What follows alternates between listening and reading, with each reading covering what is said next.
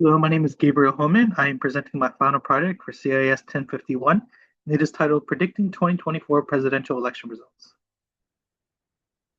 So, the goals of this project are using a dataset acquired from the 2025 National Public Opinion Research Survey from the Pew Research Center, predict voting behavior using a survey of 5,000 plus respondents and 60 plus survey questions. Our goal is to find meaningful connections between survey results and the question of interest: who did you vote for in the 2024 presidential election?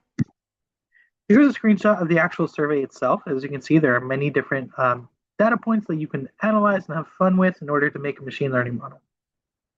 So the first thing we did is we created a bunch of pivot tables in Excel. And what that does is it crosses vote gen post, which is the survey response you're trying to predict, and each other survey response.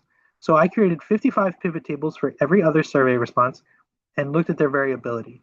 For example, this one, Econ 1B mod, which we used in the final project, shows a high variability between ones and twos. Ones in the columns are voted for Donald Trump, twos in the columns voted for Kamala Harris. And as you can see, row one, column one voted 63% of the time, and two only 8%. And then that's flipped when it comes to number two, ones voted 8.6 and twos voted 64. That shows a high variability and is very interesting, and so we use this question in the final project. Now let's look at something that is not very interesting, crime save.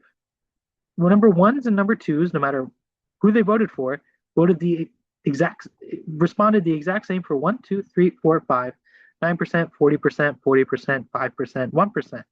This may be interesting at first, but it is not very meaningful in terms of differentiating ones and twos when we're trying to make a prediction.